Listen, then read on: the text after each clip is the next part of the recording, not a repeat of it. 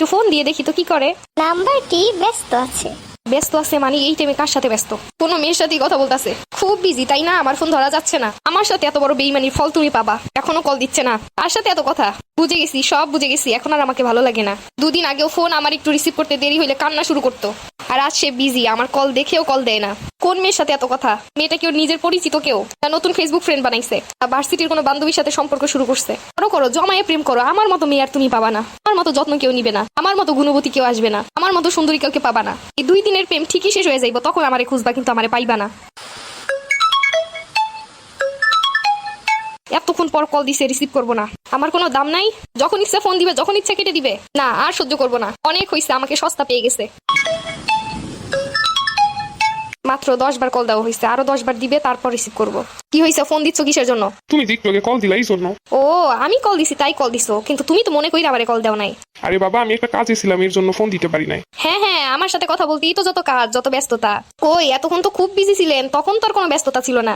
আরে আমার অফিসের বস কল দিছিল। বস? তাই নাকি? কি লেডি বস নাকি আবার? লেডি না হইলে তো এতক্ষণ কথা বলার কোনো মানি হয় না। আরে না, আমার বস পুরুষ। পুরুষ বসের সাথে এত কথা? আমারে কি বাচ্চা মনে হয়? আরে ভাই, বিশ্বাস না করলে তুমি আমার বসের সাথে এসে দেখা করো। তুমি স্ক্রিনশট পাঠাও আমারে।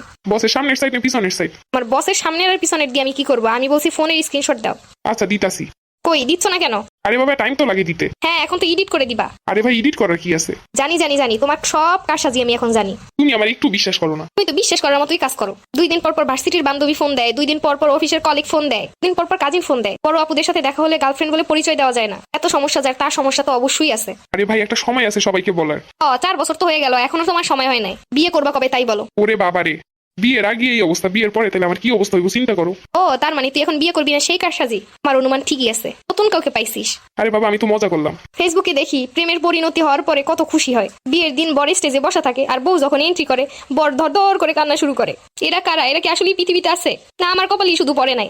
আরে ওইগুলো অ্যাক্টিং। তুমিই তো কইছো পুরুষরা অ্যাক্টিং করে না। আরে ওই সময় একটু করে। তাইলে দেখো, তোমার বিশ্বাস করার কোনো উপায় আমার নাই। তুমি যাই বলো যাই করো, সবকিছুই 2 নাম্বারই। জান, ফোনের চার্জ শেষ হয়ে গেছে, চার্জ দিয়ে পরে কথা বলবো। হ্যাঁ, এখন তো তোর চার্জ শেষ হয়ে যাইব। আমার সাথে কথা বলি তোর ফোনের চার্জ শেষ হয়ে যায়। ফোনের এত চার্জ কোথায় যায়? আর সাথে কথা বলো এত চার্জ দিয়ে?